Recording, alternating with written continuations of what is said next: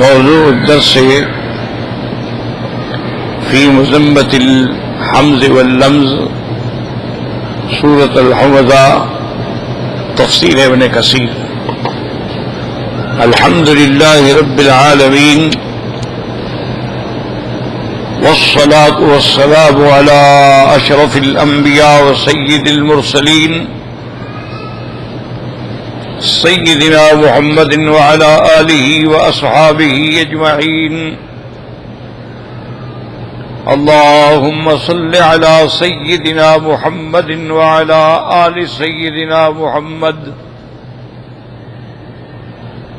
كما صليت على إبراهيم وعلى آل إبراهيم في العالمين إنك حميد مجيد. أعوذ بالله من الشيطان الرجيم. بسم الله الرحمن الرحيم. ويل لكل همزة لمزة الذي جمع مالا وعدده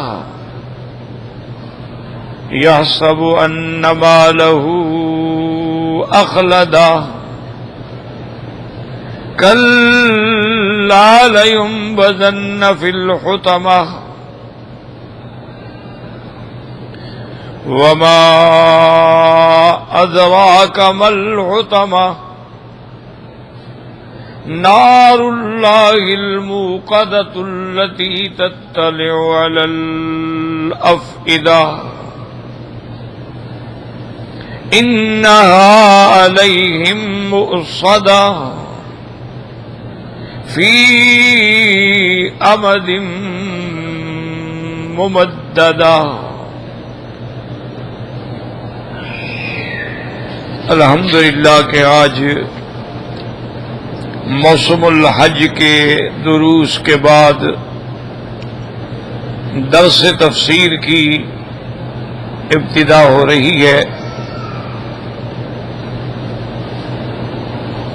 اور جیسا کہ اس سے پہلے الحمدللہ سابقہ درس میں ہم نے سورۃ العصر کا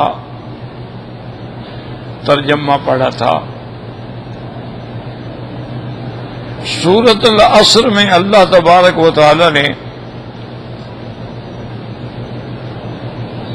مختصر سی صورت مبارکہ میں تمام آدمی کے لیے ہدایات کا مجموعہ بنا دیا.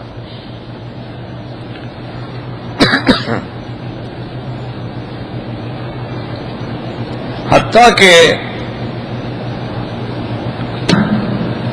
امام شافعی رحمت اللہ علیہ نے یہ بھی فرمایا کہ اللہ تبارک و تعالی اگر صرف سورۃ العصر ہی اتار دیتے تو عالم کی ہدایت کے لیے کافی تھی.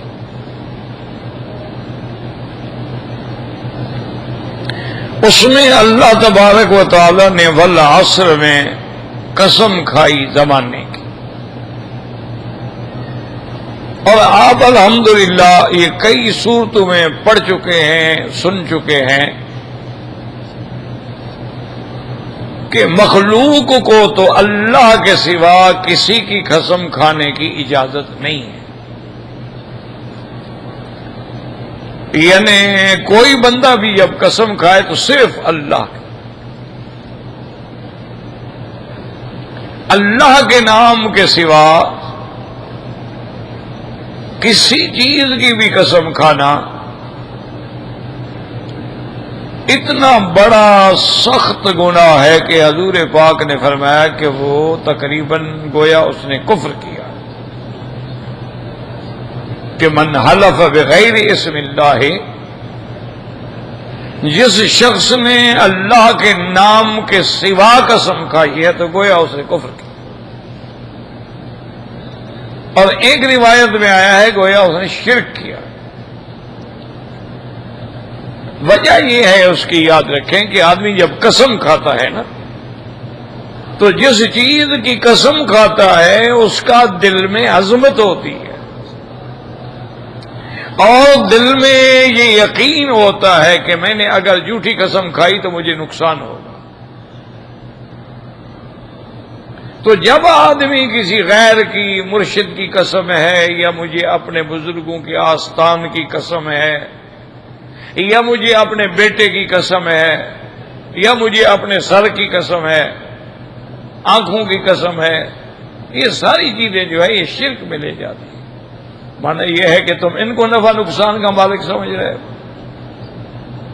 نفع نقصان دینا تو صرف اللہ تعالی کی قدرت میں ہے، لیکن اللہ تبارک و تعالی جس چیز کی بھی قسم کھائیں وہ خالق ہیں، لا یسأل عما یفعل۔ ان سے نہیں پوچھا جائے گا کہ آپ نے ان چیزوں کی قسم کیوں کھائی، اللہ کی مرضی ہے۔ لیکن اللہ کی قسم میں بھی حکمتیں ہوتی ہیں، کبھی اس چیز کی شان ہوتی ہے، کبھی اس چیز کی ہیبت کا بیان ہوتا ہے، کبھی اس چیز کی عظمت کا بیان ہوتا ہے۔ تو اس لیے اللہ نے قرآن پاک میں کئی مقامات پہ مختلف چیزوں کی قسم کھائی ہے، جیسے فرماتے ہیں وَالضُّحَىٰ وَاللَّيْلِ إِذَا سَجَىٰ، مجھے قسم ہے چاشت کے وقت کی جب دھوپ پوری طرح پھیل جاتی ہے اور سورج پوری آفتاب سے ظاہر ہو جاتا ہے، ضحیٰ کہتے ہیں چاشت کا وقت، جیسے یعنی آج کل یوں سمجھنے 9-10 بجے کا وقت، تو اس وقت اس کی روشنی جو ہے وہ مکمل ہو جاتی ہے۔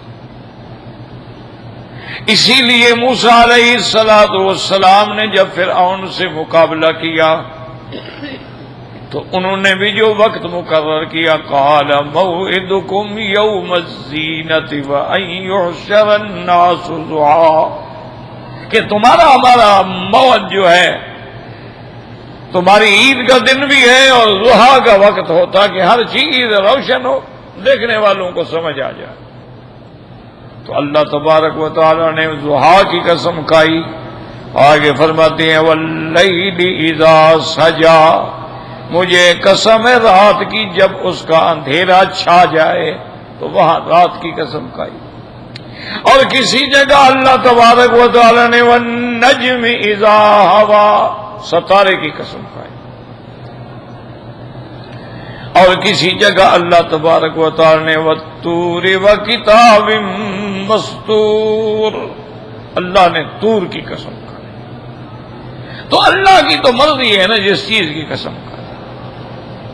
تو اس صورت میں اللہ نے زمانے کی قسم کھائی تھی کہ والعصر، مجھے قسم ہے زمانے کی، ان الانسان لفی خسر، ان الانسان یعنی بالکل جن سے انسان، لفی خسر گھاٹے کے اندر ہے، فی ظرفیت کے لیے ہوتی، یعنی ہر طرف سے اس کو گھاٹے نے جکڑا ہوا ہے اور پکڑا ہوا ہے۔ والعصر ان الانسان لفی خسر، اور بعض علماء فرماتی ہیں کہ والعصر سے مراد یہ ہے کہ مجھے میرے مدنی آپ کے زمانے کی قسم ہے جس زمانے میں میں نے آپ کو پیدا کیا ہے، یعنی وہ دور جو ہے، وہ زمانہ جو ہے، وہ قرن جو ہے، وہ سب سے بہتر ہے جس میں حضور پاک تشریف لے آئے۔ اس لیے حدیث مبارک میں آتا ہے خیر القرون قرنی ثم الذین یلونہم ثم الذین یلونہم، آپ نے فرمایا سب سے بہتر زمانہ میرا ہے اور میرے بعد میرے صحابہ، اور ایک روایت میں ہے کہ اس کے بعد تابعین کا دور ہے۔ حضور کا دور چونکہ خیر نزول وحی ہو رہی ہے، قرآن اتر رہا ہے، احکامات آ رہے ہیں، ہر بات کی اللہ تبارک و تعالی خبر دے رہے ہیں، اور جو بھی مشکل درپیش آتی ہے فوراً حضور کی خدمت میں عرض کرتے ہیں اور اللہ وحی اتارتا، اس لیے بہتر ہی بہتر، ہر وقت قرآن کی بارش ہو رہی ہے، اللہ تبارک و تعالی کی طرف سے ہدایات، اللہ تعالی کی طرف سے رحمتیں، اللہ تعالیٰ کی طرف سے اوامر نواہی احکام، ہر چیز کا نزول ہے، اس سے بہتر زمانہ کون سا ہو سکتا۔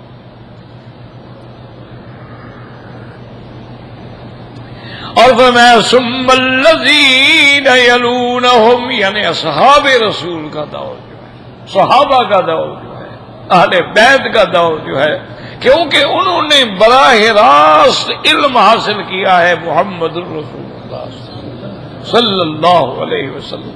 لیکن آپ نے اگر کسی بڑے عالم سے پڑھا ہو تو آدمی کتنا خوش ہوتا ہے کہ میں نے فلاں بزرگ سے قرآن پڑھا ہے، میں نے جناب فلاں عالم سے قرآن کی تفسیر پڑھی ہے۔ وہ کتنے خوش نصیب ہیں کہ جنہوں نے خود براہ راست صاحب قرآن حضرت محمد مصطفیٰ سے پڑھا ہے، کہ ہر لفظ انہوں نے حضور سے سنا بھی ہے، پڑھا بھی ہے، سمجھا بھی۔ تو اس لیے بعض مفسرین فرماتے ہیں کہ والعصر، اللہ پاک نے فرمایا مجھے اس زمانے کی قسم ہے جو آپ کا جو زمانہ ہے۔ اس لیے بعض علماء فرماتے ہیں کہ یہ شان محمد مصطفیٰ صلی اللہ علیہ وسلم کہ اللہ تبارک و تعالی نے آپ کے زمانے کی بھی قسم کھائی ہے اور آپ کے شہر کی بھی قسم کھائی ہے کہ لا اقسم بہذا البلد وانت حل بہذا البلد، اللہ نے اس بلد کی یعنی مکے کی جس میں میرا مدنی محمد مصطفیٰ صلی اللہ علیہ وسلم، اس کی بھی قسم کھائی ہے، تو آپ کے شہر کی بھی قسم کھائی ہے اور آپ کے عصر کی بھی قسم کھائی ہے، اور ایک آیت مبارک میں اللہ نے حضور کی زندگی کی بھی قسم کھائی ہے لَأَمْرُكَ إِنَّهُمْ، میرے محبوب مجھے آپ کی حیات کی قسم ہے، آپ کی زندگی کی قسم ہے، کافر جو ہیں یہ اپنے کفر کے نشے میں پڑے ہوئے ہیں۔ تو اللہ تبارک و تعالی نے اس لیے بعض علماء فرماتے ہیں کہ یہاں والعصر سے مراد جو ہے وہ خاص زمانہ ہے جو میرے مدنی محمد مصطفیٰ صلی اللہ علیہ وسلم، لیکن اکثر مفسرین فرماتے ہیں کہ اس سے مراد بالکل کل العصر الف لام جن یعنی بالکل زمانہ مراد ہے، اس میں حضور کا زمانہ بھی آ گیا۔ اور قسم کے بعد جواب قسم کیا ہے، ان الانسان، انسان گھاٹے میں ہے، انسان تروٹے میں ہے، انسان نقصان میں ہے، انسان ادبار میں ہے، ہر حال میں گھاٹا ہی گھاٹا ہے، عمر گلتی جا رہی ہے، جیسے برف کا بڑی چٹان لے کے رکھ لیں وہ پگھلتے پگھلتے پگھلتے ختم ہو جاتی ہے۔ اسی طرح انسان کی زندگی کا ایک ایک لمحہ جو گزر رہا ہے تو اس کی زندگی ختم ہو رہی ہے، یہ نہیں ہے کہ زندگی بڑھ رہی ہے، زندگی اس کی ختم ہوتی جا رہی ہے۔ یعنی والدین سمجھتے ہیں کہ میرا بچہ بڑا ہو رہا ہے، بڑا نہیں ہو رہا، وہ تو الٹا چھوٹا ہو رہا ہے۔ بڑے ہونے کا کیا مطلب ہے کہ اگر اللہ نے اس کو 100 سال بھی عمر دی ہو، 2 سال گزر گئے 2 سال کم ہو گئے، 10 سال گزر گئے 10 سال کم ہو گئے، 20 سال گزر گئے تو کم ہو گئے۔ تو انسان کی عمر جو ہے وہ فنا ہو رہی ہے، انسان کی عمر جو ہے وہ ضائع ہو رہی ہے۔ اسی لیے اہل اللہ جو ہیں، اولیاء اللہ جو ہیں، وہ اسی پہ محنت کرتے ہیں اور کراتے ہیں کہ آدمی کا ہر لمحہ جو ہے وہ اللہ کے ذکر میں، اسی لیے وہ ساری محنت کراتے ہیں، ذکر پہ زور دیتے ہیں، اور انسان کو تنہائی میں بیٹھ کے مراقبے پہ زور دیتے ہیں، اور انسان کی کوشش کرتے ہیں حتیٰ کہ آدمی کے جیسے سانس نکل رہا ہے تو کوئی اللہ کا ذکر۔ وجہ کیا ہے؟ کیوں پتہ نہیں کس وقت آدمی کی موت آ جائے۔ اور دوسرا یہ ہے کہ وقت تو گھاٹے میں جا رہا ہے، لیکن فائدے میں کون رہے گا؟ الا الذین آمنوا وعملوا الصالحات، یہاں 4 چیزوں کا ذکر ہے، یاد رکھو۔ جس نے ان 4 چیزوں کو پکڑ لیا وہ کامیاب ہی کامیاب ہے، وہ گھاٹے میں نہیں ہے۔ پہلی چیز کیا ہے؟ ایمان۔ اگر ایمان ہی نہ ہو تو پھر باقی تو کوئی چیز ہے ہی نہیں۔ سب سے پہلی بنیاد ہے ایمان، کہ اس کا اللہ پہ ایمان ہو، اللہ کی وحدانیت پہ ایمان ہو، اللہ کی الوہیت پہ ایمان ہو، اللہ کی ربوبیت پہ ایمان ہو، اللہ کے اسماء پہ ایمان ہو، اللہ کی صفات پہ ایمان ہو، اللہ تبارک و تعالی کی قدرت کاملہ پہ ایمان ہو، اللہ کی قضاء اور قدر پہ ایمان ہو۔ سب سے بڑی چیز ایمان ہے۔ ایمان نہ ہو تو پھر کچھ بھی نہیں۔ وَمَن يُؤْمِن بِاللَّهِ يَهْدِ قَلْبَهُ، جو شخص اللہ پر ایمان لاتا ہے اللہ اس کے دلوں کے لیے ہدایت کے رستے پیدا فرما دیتا کہ اللہ پر ایمان ہو کہ جو اللہ نے لکھا ہے، اور اللہ کی قضا پہ راضی ہو کہ جو اللہ کی تقدیر نے فیصلہ کیا وہ ٹھیک ہے۔ اسی لیے حضور بھی پڑھتے تھے اور صحابہ بھی پڑھتے تھے، رضینا باللہ ربا وبالاسلام دینا وبمحمد نبیا، کہ اللہ کے رب ہونے پہ ہم راضی ہیں۔ اور اسی طرح حضور پاک دعا فرماتے تھے، اللہم انی اسألک ایمانا یباشر قلبی ویقینا صادقا حتی اعلم بانہ لن یصیبنی الا ما کتبت لی، یا اللہ مجھے ایسا ایمان قوی دے جو میرے دل کے اندر داخل ہو جائے، رچ بس جائے، اور میرا یقین ہو جائے کہ جو چیز میرے اللہ نے نہیں لکھی مجھے نہیں مل سکتی، اور جو میرے اللہ نے لکھی ہے وہ مجھے کوئی روک نہیں سکتا، وہ کوئی ٹال نہیں سکتا۔ اسی لیے حضور دعا فرماتے تھے، اللہم لا مانع لما اعطیت ولا معطی لما منعت ولا راد لما قضیت ولا ينفع ذا الجد منک الجد۔ اللہ تبارک و تعالی اس کو کوئی روک نہیں سکتا جس کو تو دینا چاہے، اور کوئی دے نہیں سکتا جس کو تو روکنا چاہے، اور تیری قضا اور قدر کے فیصلے کو کوئی ٹال نہیں سکتا ہے۔ تو اس لیے سب سے پہلی چیز ہے ایمان۔ ایمان صرف زبانی کلامی نہیں ہوتا کہ کہہ دے آدمی آمنت باللہ وملائکتہ، ایمان کا معنی ہی یہ ہوتا ہے کہ دل میں تصدیق ہو، زبان سے اقرار ہو، اور اعضاء اور جوارح جو ہیں اس کی تصدیق کریں۔ اس لیے محدثین کرام نے ایمان کی جو جامع تعریف کی ہے وہ یہی ہے کہ تصدیق بالقلب، دل میں تصدیق ہو، وَإِقْرَارٌ بِاللِّسَانِ، اور زبان سے اقرار بھی ہو، وَعَمَلٌ بِالْأَرْكَانِ، اور اللہ نے جو اعضاء دیے ہیں اس سے عمل بھی خیر کا ظاہر ہو، کیونکہ جیسے ہر درخت اپنے پھل سے پہچانا جاتا ہے تو انسان کا ایمان بھی تو عمل سے پہچانا جاتا ہے نا، کہ عمل کیا ہے۔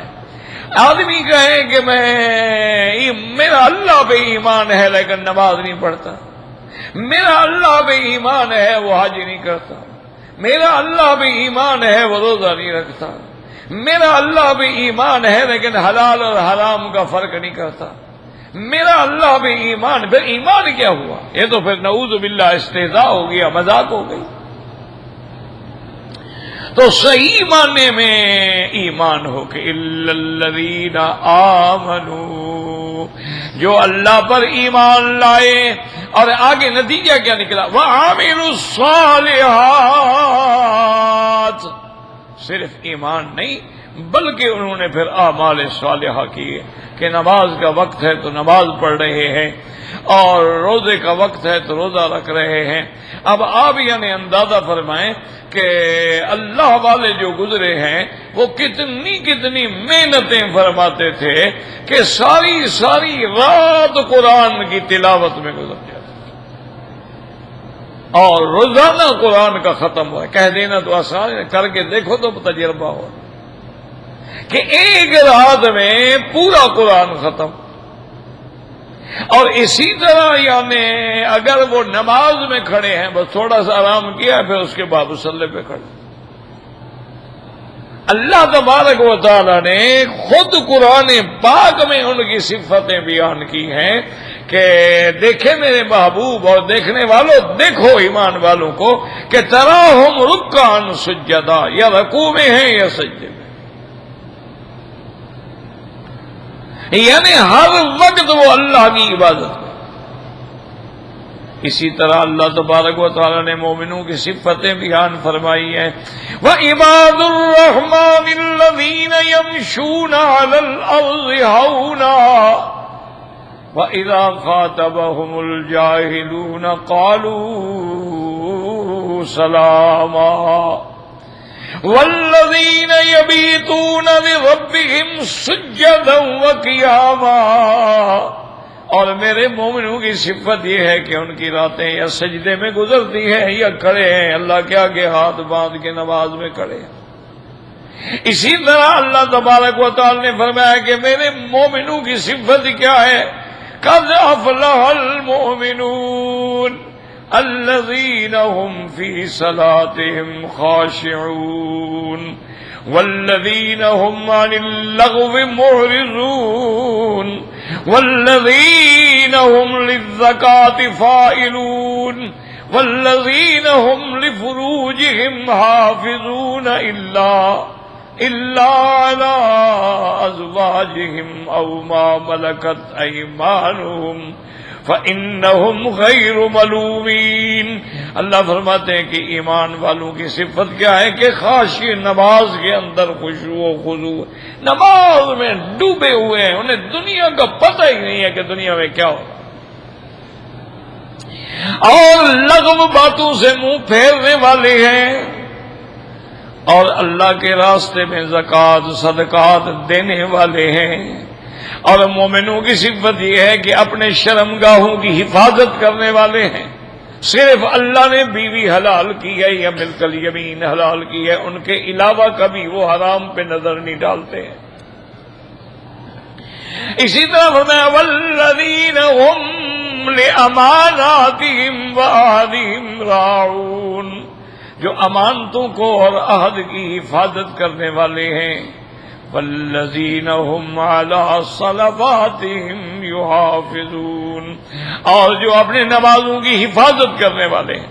ہر وقت دل نماز میں اٹکا ہوا ہے کہ نماز کا وقت نہ چلا جائے، مجھے لیٹ نہ ہو جاؤں، دیر نہ ہو جائے، تکبیر تحریمہ نہ چھوٹ جائے، میری نماز کی صف اول نہ چھوٹ، ہر وقت اسی فکر میں لگے۔ یہ ساری صفتیں کیوں ہیں کہ ان کو پڑھ کے سوچا کرو کیا ہمارے اندر بھی یہ صفتیں ہیں؟ اگر ہیں تو پھر ہم ایمان والے ہیں نا، اور اگر یہ صفتیں نہیں ہیں تو اس کا مطلب ہے کہ پھر ایمان والے نہیں، پھر تو ہمیں یعنی امتحان لینا چاہیے۔ علماء نے لکھا کہ اللہ نے جو صفتیں لکھی آپ ان صفتوں کو پڑھیں، پھر اپنے اوپر اپلائی کریں، پھر دیکھیں گے اس میں آپ کے پاس نتیجہ کیا ہے، 100% ہے، 50% ہے، 10% ہے، کیا ہے؟ جتنا صفتیں ہیں مانا یہ ہے کہ اتنا ہی آپ کا ایمان ہے، باقی سے تو آپ کے اندر وہ صفتیں ہیں ہی نہیں۔ تو اس لیے قرآن پاک نے کھول کھول کے مومنوں کی صفتیں کہ مومن کون ہوتا ہے۔ مومن امانت والا ہوتا ہے، مومن صداقت والا ہوتا ہے، مومن دیانت والا ہوتا ہے، مومن نماز والا ہوتا ہے، مومن حیا والا ہوتا ہے، مومن عفت والا ہوتا ہے، مومن عظمت والا ہوتا ہے، مومن اپنے شرمگاہوں کی حفاظت کرنے والا ہوتا ہے، مومن حلال کھانے والا ہوتا ہے، مومن حرام سے بچنے۔ تو اب خود اپنے اوپر اپلائی کرو کہ ہمارے اندر کیا یہ صفتیں ہیں یا ہم کیا کر رہے ہیں۔ تو اس لیے پہلی صفتیں کیا تھی؟ الا الذین آمنوا وعملوا الصالحات وتواصوا بالحق وتواصوا بالصبر۔ جب ایمان بھی آ جائے، اعمال صالحہ بھی آ جائیں، تو اب یہ نہیں کہ چپ کر کے بیٹھ گئے، نہ، اب مقام آیا گیا، اب دوسروں کے لیے کام کرو۔ وتواصوا بالحق، ایک دوسرے کو حق کی وصیت کرو، حق کی نصیحت کرو۔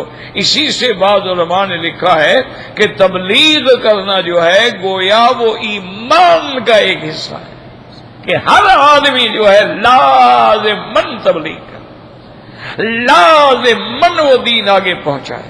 ایک کلمہ جانتے ہو وہی پہنچاؤ، درود شریف پڑھنا جانتے ہو وہی لوگوں کو سکھاؤ، نماز پڑھنا جانتے ہو وہی لوگوں کو سکھاؤ۔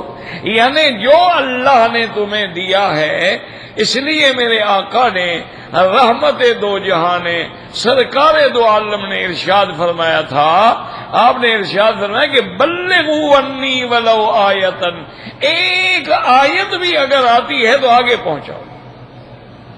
کیا مانے؟ یعنی یہ ضروری نہیں کہ صرف عالم تبلیغ کرے، عالم کا تو کام ہی یہی ہے الحمدللہ، وہ تو ہر وقت ویسے ہی درس میں ہوگا، تدریس میں ہوگا، تقریر میں ہوگا، تبلیغ میں ہوگا، تعلیم میں ہوگا، لکھنے میں ہوگا، پڑھنے میں ہوگا، بیان میں ہوگا۔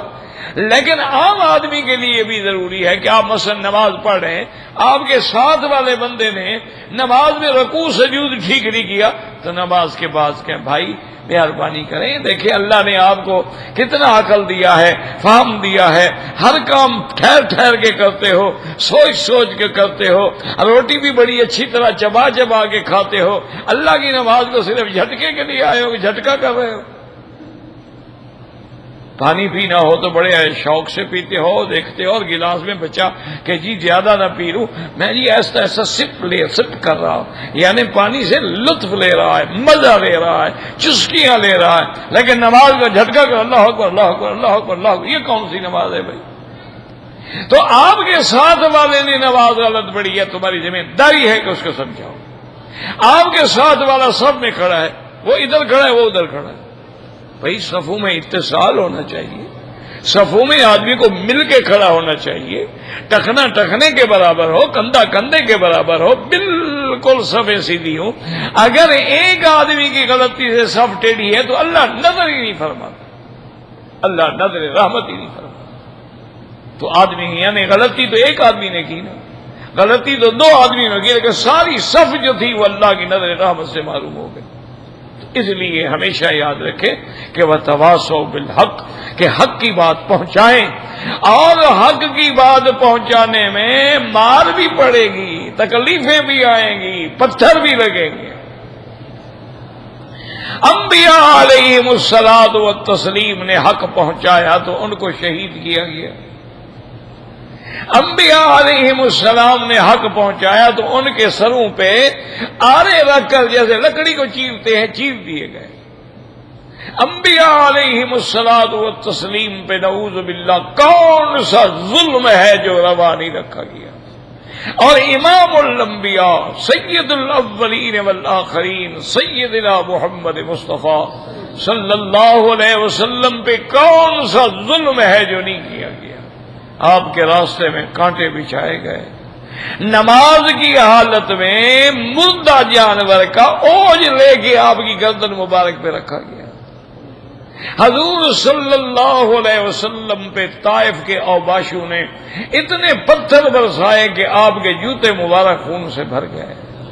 جنگ احد میں سرکار دو عالم کے دندان مبارک شہید ہو گئے، حضور کے رخسار مبارک پہ زخم آئے، حضور باغ اونچی جگہ سے نعوذ باللہ اللہ معاف کرے ایک گڑھے کے اندر گرے، اور دشمنوں نے اعلان کر دیا قتل محمد، کے محمد مصطفیٰ شہید ہو گئے ہیں۔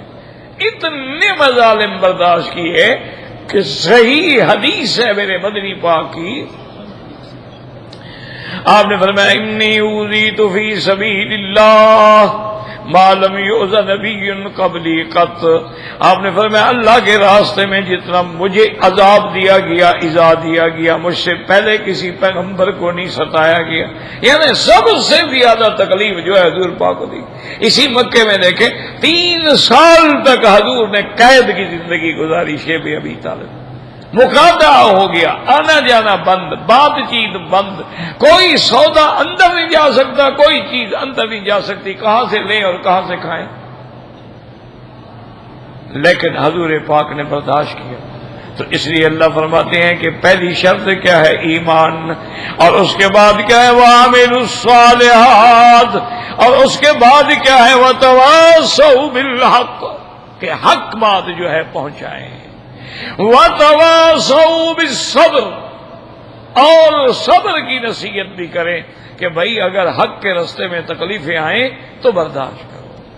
اور یاد رکھو کہ قرآن پاک میں صبر کا کئی مقامات پر ذکر ہے، جیسے اللہ پاک فرماتے ہیں وَبَشِّرِ الصَّابِرِينَ، صبر کرنے والوں کو خوشخبری دے دو۔ تو یاد رکھو صبر کا معنی سمجھو کہ صبر کا معنی کیا ہے۔ صبر کا معنی ہوتا ہے المنع، روکنا، اس کو کہتے ہیں صبر۔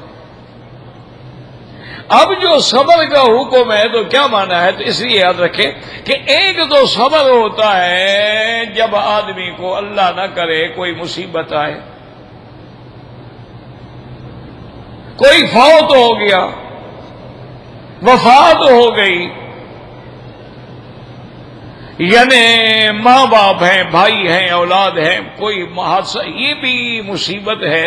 اس وقت اپنے آپ کو روکنا، اپنے آپ کو روکنا کہ جزا فضا نہ کرے، بلا وجہ چہرے پہ تھپڑ نہ مارے، اور اپنے کپڑوں میں مٹی ڈال کے واویلا نہ کرے، اور اللہ کی تقدیر پہ انکار نہ کرے، روکے اپنے آپ. یہ ہے صبر. الذین اذا اصابتهم مصیبۃ قالوا انا للہ وانا الیہ راجعون. اللہ نے فرمایا مومن وہ ہیں جب ان کو مصیبت پہنچتی ہے تو فوراً ان کے زبان سے یہی کلمہ جاری ہوتا ہے کہ انا للہ، ہم سب اسی کے لیے، وَإِنَّا إِلَيْهِ رَاجِعُونَ، اسی کی طرف ہی جانا ہے. اگر آج یہ چلا گیا کل میں چلا جاؤں گا. یہ تو ایک لائن ہے، ایک گاڑی ہے، چل رہی ہے، اور آرام سے ہر کسی نے اپنے اپنے نمبر پہ چلا جانا ہے. أُولَئِكَ عَلَيْهِمْ صَلَوَاتٌ مِّن رَّبِّهِمْ وَرَحْمَةٌ وَأُولَئِكَ هُمُ الْمُهْتَدُونَ. تو یہ صبر. اور ایک صبر ہوتا ہے الصبر علی الطاعات، کہ اللہ کے احکام پر، نیکی پر جمع رہنا، کہ ہر حال میں نماز پڑھنی ہے. سردی ہے، گرمی ہے، راستہ ٹھیک ہے، خراب ہے، اس کو فکر ہے کہ نہیں میں نے نماز جماعت سے پڑھی، تو اس پہ وہ جمع ہوا ہے. یہ نہیں کہ ایک دن نماز پڑھ لی اور پھر ہفتہ غائب. یہ نہیں کہ 2-4 دن تو آگے بڑے شوق سے ماشاءاللہ طواف بھی کیے اور عمرے بھی کیے اور تہجد بھی پڑھی عشاء کو، اس کے بعد مہینہ غائب. نہیں، یہ نہیں. صبر طاعت پر جمع رہنا یہ صبر ہے. اور اسی طرح گناہوں سے بچا رہنا یہ صبر ہے، کہ گناہوں سے بچ جاؤ، اپنے آپ کو بد نظری سے بچا لو. سامنے خوبصورت عورت جا رہے کہتے ہیں اللہ کا حکم ہے نیچے، اللہ نے حکم دیا ہے کہ نظر نیچے کرو، بس میں نہیں دیکھتا. اللہ نے منع کیا ہے، یعنی برائی سے رکنا جو ہے یہ صبر. وہ جیسے کہ جواہر تاریخ والے نے واقعہ لکھا ہے کہ ایک بزرگ تھے اور سارے لوگ جو ہیں اس کو بابا کستوری والا کہتے تھے. ان کے کپڑوں سے اور بدن سے اور ہر وقت مشک کستوری کی خوشبو آتی، اور لوگ بڑے حیران ہوتے تھے کہ بھئی اس قدر خوشبو. اور اگر صحیح معنی میں مشک ہو سبحان اللہ، پھر اس کی خوشبو کا کیا کہنا. حضور صلی اللہ علیہ وسلم نے بھی مشک استعمال فرمایا. آج کل تو خیر بڑا مشکل ہے اصلی مشک ملنا. آج کل تو سارے کیمیکل سے بنے ہوئے چیزیں آتی ہیں نا، خالص نہیں ملتا. خالص اگر ملے بھی تو پھر بہت مہنگا ہوگا. تو بہرحال ان کے لباس سے مشک کی خوشبو. ایک ان کا خادم تھا، اس نے بڑا مجبور کیا کہ حضرت یہ کیا ہے، آپ کون سا عطر استعمال فرماتے ہیں؟ فرمایا بیٹا تم میرے ساتھ رہتے ہو، میرے ساتھ اٹھتے بیٹھتے ہو، میرے ساتھ نماز پڑھتے ہو، میرے ساتھ گھر میں رہتے ہو، میں نے دیکھا ہے کبھی عطر لگاتا ہوا؟ خادم پھر یہ خوشبو کہہ دی ہے. جب اس نے مجبور کر دیا تو انہوں نے کہا کہ اچھا میں تو نہیں چاہتا تھا کہ میرا ایک راز ہے میرے اللہ کے ساتھ، میں کیوں ظاہر کروں. یاد رکھو جو اللہ والے ہیں نا وہ اپنی کرامتیں ظاہر نہیں کرتے، چھپاتے ہیں. وہ ان سے اگر کوئی کرامت ظاہر ہو جائے تو وہ پردہ ڈالتے ہیں، وہ اعلان نہیں کرتے، اشتہار نہیں دیتے کہ جی مجھے حضور پاک کی زیارت ہوئی ہے. بھئی ہوئی ہے تو شکر کرو، اللہ کا شکر ادا کرو. یہ تو نہیں ہے نا کہ تم اس کا اعلان کرو. ہاں کبھی کوئی حالات ہوتی ہیں، وقت ہوتا ہے، ضرورت ہوتی ہے تو آدمی بیان بھی کر دیتا ہے، لیکن یہ تو نہیں نا کہ اس کو باقاعدہ اشتہاروں میں اور تقریروں میں اور ہر جگہ اعلان کر، یہ غلط بات۔ تو انہوں نے کہا کہ بھائی یہ میرا اور میرے اللہ کے درمیان میں ایک راز ہے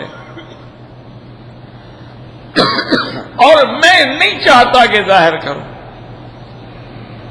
لیکن تم نے مجھے مجبور کر دیا ہے، تو میں تمہیں بتاتا ہوں کہ جوانی میں بڑا خوبصورت آدمی تھا،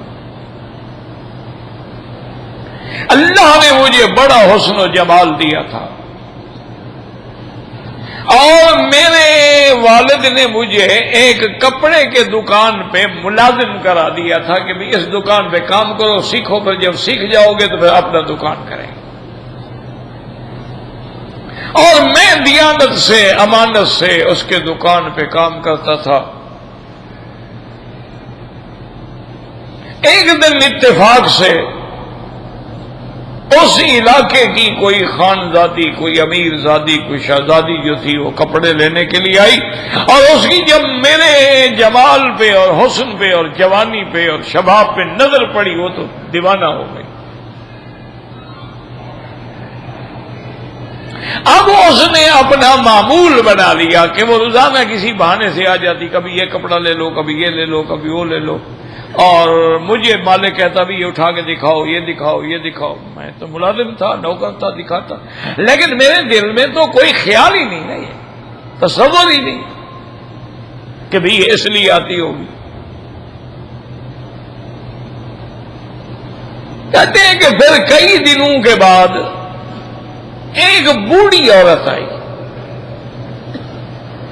اس نے آ کے میرے دکان سے کئی کپڑوں کے تھان خریدے، اچھی خاصی گٹھڑی بن گئی۔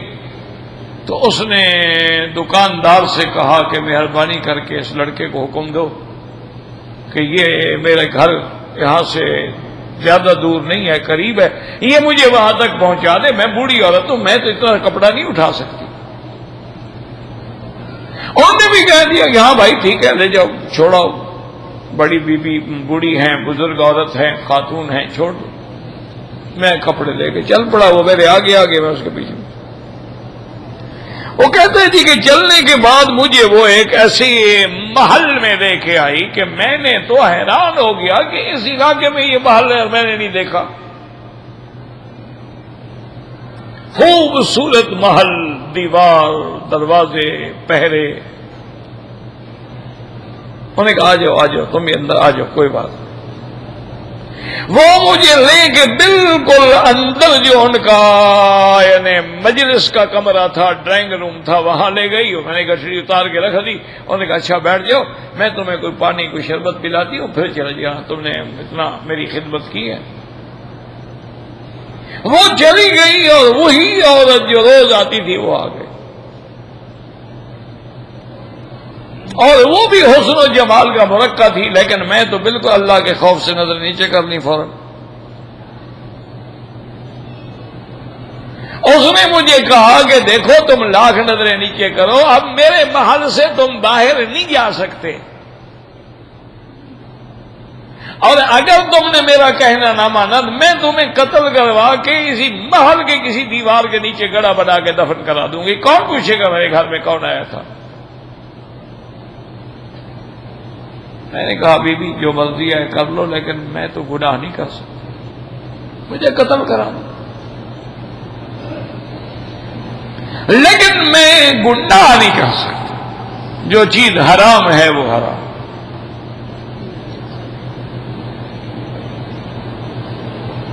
اور میں نے کہا جب ایسا کرو تو میرے ساتھ نکاح کر لو۔ میں نے کہا نکاح کیسے کر لوں، نہ میرے والدین کو خبر ہے نہ پتہ ہے، اور میں تو خود ایک دکان پہ نوکر ہوں، ملازم ہوں، تم اتنی بڑی شہزادی ہو، میرے ساتھ نکاح کر کے مرنا ہے تم نے۔ بہرحال کہتے ہیں کہ اس نے مجھے مجبور کر دیا اور اپنی نوکرانیوں کو حکم دیا کہ اس کو فوراً پکڑ کے میرے بیڈ روم میں لے جاؤ، اس کے کپڑے سارے اتار۔ کہتے عورتوں نے آ کے مجھے پکڑ لیا. آخر میں نے سوچا کہ بھئی یہ زور سے تو مسئلہ حل نہیں ہوگا، یہ تو کوئی عقل لڑانی چاہیے، ورنہ طاقت سے تو یہ ان کے پاس اتنی نوکرانیاں ہیں، اتنے نوکر ہیں، مجھے مار مار کے بھی سیدھا کر سکتے ہیں.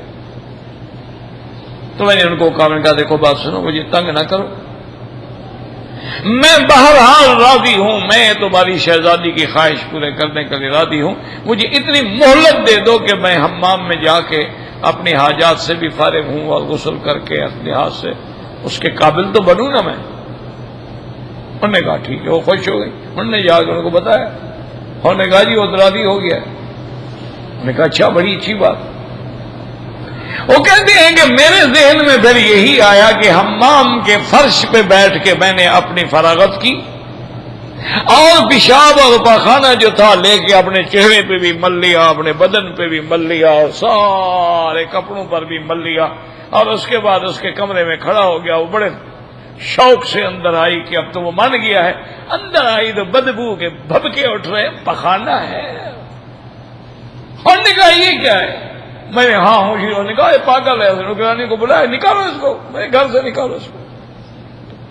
انہوں نے کہا اس کو نکال دو، یہ تو کوئی مجنون ہے، کوئی پاگل ہے. کوئی آدمی پخانا بھی اپنے منہ پہ لگاتا ہے؟ تو انہوں نے مجھے پکڑا اور دھکے دے دے کے نکال دیا، اور میں دل میں خوش ہو رہا ہوں کہ اللہ تیرا شکر ہے کسی طرح بچ تو گیا نا. وہ فرماتے ہیں کہ پھر میں شرم کے مارے دکان پہ نہیں گیا. ایک ندی تھی اس علاقے میں، ندی پہ چلا گیا، وہاں جا کے غسل کیا، وہاں جا کے کپڑے دھوئے، کپڑے سکھائے، اور اس کے بعد پھر کپڑے پہن کے پھر آیا. تو مالک نے کہا بھئی بڑی دیر ہوگی. میں نے کہا نہیں جی وہاں سے تو میں جلدی آ گیا تھا، لیکن بس میں شوق ہو گیا، ندی پہ چلا گیا غسل کرنے کے لیے. انہوں نے کہا اچھا کوئی بات نہیں. انہوں نے کہا کہ وہ دن اور آج کا دن اللہ نے مجھے بدلہ دیا کہ میرے بدن سے خوشبو پھوٹتی رہتی، اس لیے اللہ نے اس بدبو کا مجھے بدلہ دیا ہے.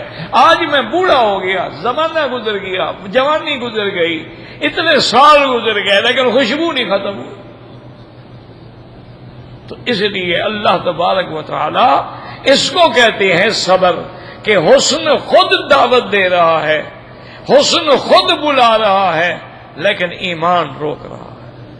حضرت یوسف علیہ السلام پر آپ خود اندازہ کر سکتے ہیں کہ امراۃ العزیز نے کیا جال نہیں پھینکا.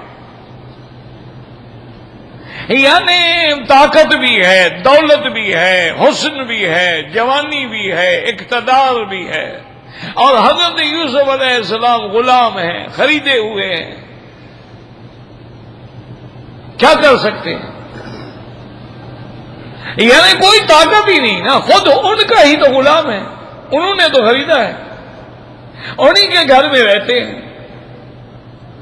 لیکن کیسے اپنے نفس کو روکا کہ جب امراۃ العزیز نے آپ کو گناہ کی دعوت دی تو فوراً زبان پہ کیا ہے کہ معاذ اللہ، اللہ کی پناہ، انہ ربی احسن مثوائی انہ لا یفلح الظالمون. فوراً حضرت یوسف علیہ السلام نے فرمایا کہ میں اللہ کی پناہ پکڑتا ہوں، اللہ کی پناہ میں میں آتا ہوں. اللہ تبارک و تعالی جس نے مجھے پیدا کیا، جوانی دی، تربیت کی، اس کے حکم کے خلاف چلا، یہ ہے صبر، کہ اپنے آپ کو گناہوں سے روک لینا. آپ دیکھیں نا، عرب میں جاتے ہیں، طواف میں جاتے ہیں، بڑی بڑی خوبصورت لڑکیاں ہیں، چہرے کھلے ہوئے ہیں بدبختی سے، اور ان کے بال ہے، سنگار ہے، لباس ہے، لیکن آدمی کہتے ہیں بھی نہیں، اللہ نے حکم دیا کل للمؤمن غضوا من ابصارہم، کہ اپنے نظروں کو جھکا دو، نظر دبا کے چلو، فوراً نظر جھکا لیتا. تو یہ صبر ہے. اس لیے صبر کا معنی جو ہے، ایک تو ہے مصیبت پہ صبر کرنا، الصبر عند الصدمۃ الاولی، کہ جب مصیبت آئے فوراً صبر کر. اور دوسرا صبر کیا ہوتا ہے کہ اللہ کی اطاعت پہ جمع رہے، کہ ہر حال میں نے اللہ کی فرما برداری کر دی ہے. دیکھا نہیں صحابہ کا صبر ہے کہ تڑپائے گئے، انگاروں پہ لٹائے گئے، صلیبوں پہ چڑھائے گئے، لیکن توحید پہ جمے رہے. یہ صبر ہے. اور اسی طرح صبر ہے کہ گناہوں سے بچا رہے. ایک تو یہ ہے نا کہ تمہارے پاس طاقت نہیں، بوڑھے ہو گئے، اب کہو جی میں تو گناہ نہیں کرتا ہوں. کھا ہی نہیں سکتے ہو، تم کیسے بچے ہوئے ہو؟ یا ایک آدمی ہے، غریب ہے، بد شکل ہے، اس کی طرف کوئی عورت نہیں دیکھی، وہ کہتی میں نے کبھی گناہ نہیں کیا. ابھی تم کرنے کے قابل نہیں، تمہیں کہیں بھی کوئی نہیں آنے دیتا تو کرو کیا؟ یہ نہیں کمال. کمال تو یہ ہے کہ تمہارے پاس طاقت بھی ہے، جوانی بھی ہے، صحت بھی ہے، اور تمہاری طرف گناہ مائل بھی ہے، لیکن صبر. تمہارے سامنے ٹی وی ہے، تمہارے ہاتھ میں موبائل ہے، تمہارے سامنے اس کے سارے فنکشن ہیں، تمہارے سامنے فیس بک ہے، تمہارے سامنے پوری دنیا کا جال ہے، لیکن کہتے ہوئے نہیں ہے میں ایسا بٹن کیوں دباؤں جس سے مجھے غلط چیز نظر آ جائے. تو یہ صبر ہے کہ اپنے آپ کو روکا ہوا ہے کہ چیز موجود ہے، استعمال کر سکتا ہے، نہیں کرتا. تو اس لیے اللہ تبارک و تعالی نے فرمایا کہ یہ 4 چیزیں ہوں گی پھر تو تم کامیاب ہو. الا الذین آمنوا وعملوا الصالحات وتواصوا بالحق وتواصوا بالصبر، کہ وہ لوگ جو ہیں وہ گھاٹے میں نہیں ہیں، ایمان والے ہر حال میں کامیاب ہیں. اس لیے میرے مدنی پاک نے فرمایا کہ مومن کی شان ہی نرالی ہے. اگر مصیبت آئے صبر کرتا ہے پھر بھی اجر ملتا ہے، اور اگر نعمت ملے شکر کرتا ہے پھر بھی اجر ملتا ہے. تو مومن تو ہر حال میں فائدے میں ہے. مصیبت میں ہے صبر کر رہا ہے، اللہ نے نعمت دی ہے شکر کر رہا ہے. تو مومن تو گھاٹے میں ہو ہی نہیں سکتا نا. گھاٹے میں تو کافر ہوتا ہے، گھاٹے میں تو مشرک ہوتا ہے، گھاٹے میں تو فاسق و فاجر ہوتا ہے. مومن تو کبھی گھاٹے میں نہیں ہوتا، اس کے لیے تو ہر وقت خیر ہی خیر ہے، بھلائی بھلائی ہے.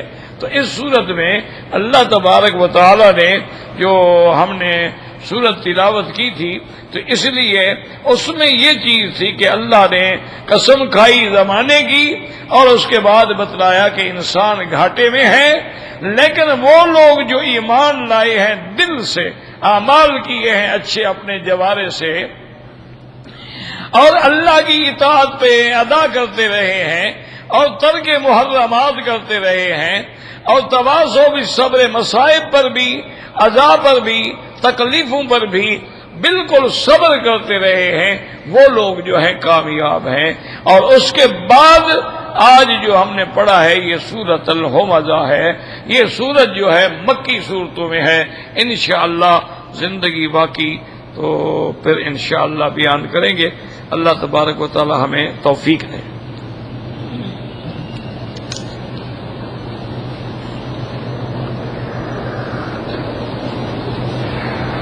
بھائی کچھ صاف لکھا کرو، پڑھا بھی جائے میرا بھائی.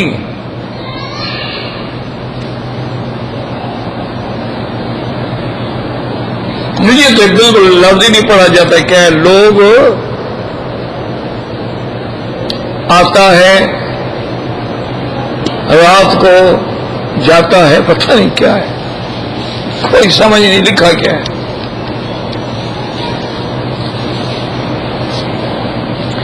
اگر کوئی آدمی مکے میں رہنے والا ہے، اپنے گھر سے غسل کیا، 2 چادریں باندھی، مسجد عائشہ میں جا کے 2 رکعت پڑھی اور عمرے کی نیت کی، کوئی بات نہیں. بھئی چادریں باندھنے کا تو کوئی تعلق نہیں، چادریں احرام تو نہیں ہے. ویسے چلو عمرہ نہ کرو تو ویسے 2 چادریں باندھ کے پھرتے رہو تو کیا احرام ہو جائے گا؟ وہ یہی غلط فہمی ہے لوگوں کو کہ چادریں ہم نے باندھی، او احرام باندھ لیا. کیسے احرام باندھ لیا تم نے؟ احرام کا معنی یہ ہے کہ آدمی میقات پہ جا کے 2 رکعت سنت الاحرام پڑھے، اس کے بعد اپنے سر سے چادر اتار کے لبیک بعمرۃ لبیک اللہم لبیک لبیک لا شریک لک، اب وہ احرام میں ہے. جب تک نیت نہ کرے کوئی احرام نہیں. سارا سال چادریں باندھ کے پھرتے رہو، کوئی مسئلہ نہیں. تو لہذا اور یہ بھی ضروری نہیں کہ اگر ہم نے احرام مسجد عائشہ سے باندھنا ہے تو غسل بھی مسجد عائشہ میں کریں. بھئی وہاں پانی نہ ہو، غسل خانہ نہ ہو، اچھی جگہ نہ ملے، اپنے گھر سے کر لے، کوئی پابندی نہیں. گھر میں غسل کرو، تیاری کرو، 2 چادریں پہن. اچھا بھی میں کپڑے کہاں اٹھائے پھروں؟ کپڑے بھی گھر میں چھوڑ دو، 2 چادریں پہن کے چلے جاؤ، وہاں جا کے پھر نیت کر کے آ کے عمرہ کرو، بالکل ٹھیک.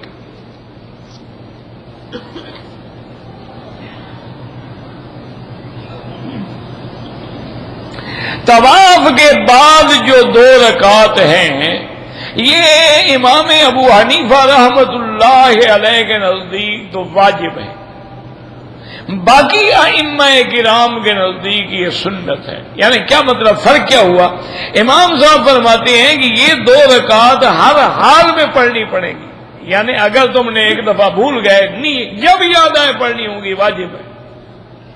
باقی ائمہ فرماتے ہیں کہ پڑھ لیا تو ثواب ہے، نہیں پڑھا طواف اس کا ہو گیا، طواف نہیں رکا رہے گا. تو بہرحال 2 رکعت واجب الطواف جو ہے حنفی مسلک میں صبح کی نماز کے بعد نہ پڑھے جب تک کہ سورج طلوع ہونے کے بعد اونچا نہ ہو جائے، عصر کے بعد نہ پڑھے جب تک کہ سورج ڈوب کے غروب نہ ہو جائے، اس وقت تک.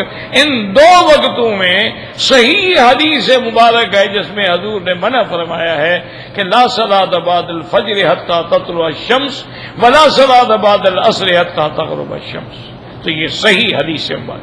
باقی ائمہ فرماتے ہیں کہ حرم میں رعایت ہے، اور وہ رعایت بھی کیسی ہے؟ یعنی ذات الحاجہ، جن نفلوں کی ضرورت ہے. کیا مانا؟ طواف کر لیا عصر کے بعد، وہ کہتے ہیں اب اگر وہ پڑھنا چاہے 2 رکعت تو پڑھ لیں.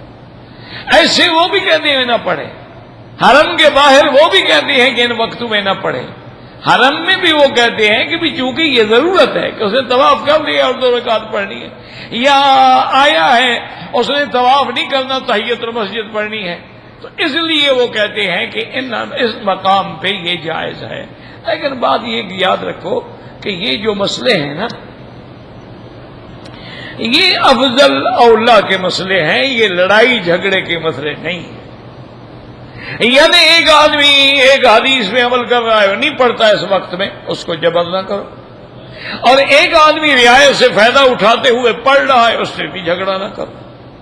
اور دوسری بات یہ ہوتی ہے کہ تم نے عصر کے بعد مثلاً طواف کیا، اب تمہارا ارادہ یہ ہے انشاءاللہ کہ مغرب کی نماز میں حرم میں پڑھوں گا، تو پھر تم نہ پڑھو، آرام سے مغرب کی نماز پڑھ کے پھر 2 رکعت کرو. تم حرم میں بیٹھے ہوئے جلدی کرنے کی کیا ضرورت ہے؟ پھر اس وقت نماز پڑھو جب کوئی حدیث تمہاری مخالف نہ ہو، سب حدیثوں پہ عمل ہو جائے. اگر جانا ہے، مجبوری ہے، پڑھ لو. جو لوگ مکے میں رہتے ہیں ان کے لیے طواف الوداع نہیں ہوتا. طواف الوداع تو ان کے لیے ہے نا جو جدا ہو رہے ہیں، جو یہاں رہنے والے، ان کے لیے کیا طواف الوداع ہے؟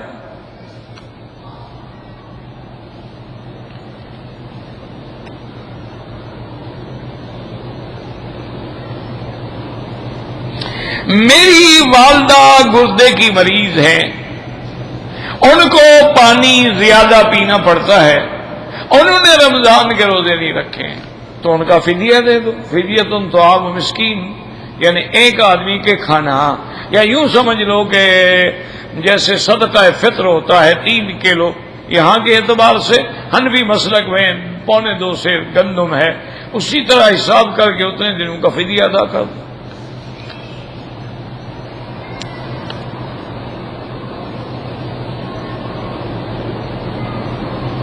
اشراق کی نماز جو ہے، یہ جو ٹائم دیا ہوا ہے نا گھڑیوں میں، یاد رکھو یہ سورج نکلنے کا وقت ہے، یہ نماز اشراق کا وقت نہیں ہے. نماز کا وقت اس سے کم از کم 15 منٹ بعد ہوتا ہے، اور پھر اب یہ ہے کہ بالکل 15 منٹ بعد، یعنی اب وقت ہو گیا، اب آپ نے 7 بجے پڑھ لیا اشراق، 7:30، کوئی بات نہیں، کوئی مسئلہ نہیں. لیکن اصل بات سمجھا کرو نا، اصل جو فضیلت ہے وہ یہ ہے کہ جو آدمی مسجد میں نماز پڑھے اور پھر وہیں بیٹھ جائے اور دنیا کی کوئی بات نہ کرے، قرآن پڑھے، تلاوت کرے، ذکر کرے، بیٹھا رہے، پھر جب سورج اوپر ہو جائے اٹھ کے 2 رکعت یا 4 رکعت پڑھ لے تو اللہ اس کو ایک عمرہ کامل کا ثواب دیتے ہیں.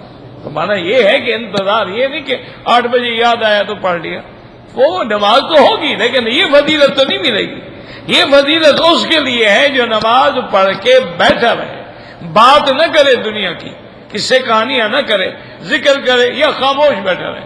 سورج نکل کے جب اونچا ہو جائے 2 رکعت یا 4 رکعت پڑھ لے تو 1 کامل عمرے کا ثواب ملتا ہے.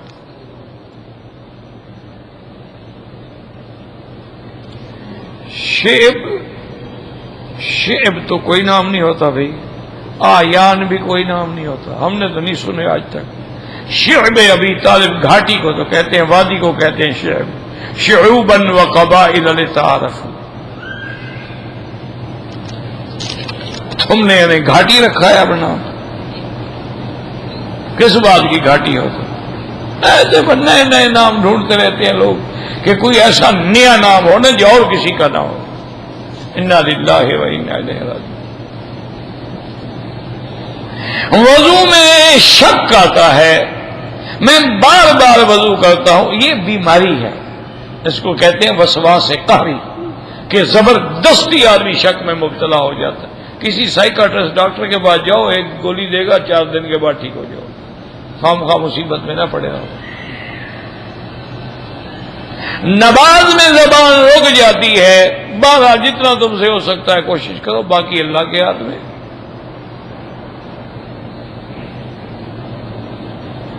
ہمارے دوستوں نے کرائے پر کمرے لیے تھے, اب وہ جا رہے ہیں. اگر وہ کرایہ مثلا مہینے کا دے گئے, او مہینہ ان کے لیے ہے, وہ آپ کو دے دیں کمرہ, آپ رہیں. جتنا کرایہ وہ دے چکے ہیں اور پھر آپ کو رہنے کی اجازت بھی دیں کہ بھئی ہم نے کرایہ دیا ہوا ہے, ہم تو جا رہے ہیں, آپ رہ لیں, تو کوئی بات نہیں. طواف زندہ کے لیے نہیں, اپنے لیے کرو, ان کے لیے دعا کرو, اللہ ان کو نصیب کرے. مرنے کے بعد آدمی کے ساتھ کیا چیز جائے گی؟ اس کے اعمال جائیں گے, اور کیا جائے گا؟ کچھ بھی نہیں جائے گا. وہ تو خالی ہاتھ آیا تھا تو خالی ہاتھ تشریف لے جائیں گے. جب پیدا ہوئے تھے سر سے پاؤں تھا کوئی کپڑا نہیں تھا, جب مریں گے وہ بھی نہیں ہوگا. کفن بھی تو لوگ پہنائیں گے نا, اس کے اپنے پلے میں تو وہی کفن بھی نہیں ہوگا. اعمال اس کے صالح ہوں گے. اگر اعمال اچھے ہیں تو قبر روضۃ من ریاض الجنہ, اور اگر اعمال نعوذ باللہ بھیڑے ہیں تو حفرۃ من حفر النیران. اسی لیے حضور پاک نے اپنی سب سے محبوب بیٹی سیدہ فاطمہ الزہرا سے فرمایا تھا, یا فاطمہ سلی من مالی ما شئت, تمہیں جو کچھ چاہیے دنیا میں مجھ سے مانگ لو, میں دینے کے لیے تیار ہوں, لیکن قبر میں عمل جائے گا, حشر میں عمل جائے گا. فلا انصاب بینہم, وہاں یہ نہیں پوچھا جائے گا کہ یہ پیغمبر کا بیٹا ہے یا پیغمبر کی بیٹی ہے. تو اس لیے بہرحال اعمال جو ہیں وہ کبھی بھی آدمی کا ساتھ نہیں چھوڑتے. قرآن پڑھتے ہو, کبھی قرآن ساتھ نہیں چھوڑے گا, قرآن وفادار ہے. نماز پڑھتے ہو, اعمال صالحہ کرتے ہو, تو وہ تمہارے ساتھ رہیں گے انشاءاللہ قبر میں بھی اور حشر میں بھی. اللہم ثبتنا علی الایمان, اللہم ارزقنا حسن الختام, یا الہ العالمین. رب یسر ولا تؤثر وتمم بالخیر, رب یسر ولا تؤثر وتمم بالخیر. یا اللہ ہمارے درس کو قبول فرما, یا اللہ ہمیں پڑھنے پڑھانے کی توفیق عطا فرما, یا اللہ اخلاص عطا فرما, یا اللہ ریا سے بچا, یا اللہ شہرت سے بچا, یا اللہ سمعت سے بچا, یا الہ العالمین بیماروں کو شفا عطا فرما, بے حیاؤں کو حیا عطا فرما, بے دینوں کو دین عطا فرما, بے اولادوں کو اولاد عطا فرما, جن کی اولادیں ہیں ان کو صالح بنا, بے روزگاروں کو روزگار عطا فرما, قرض داروں کے قرض عطا فرما. یا اللہ, یا ربا, یا غوثا, یا حی یا قیوم برحمتک استغیث.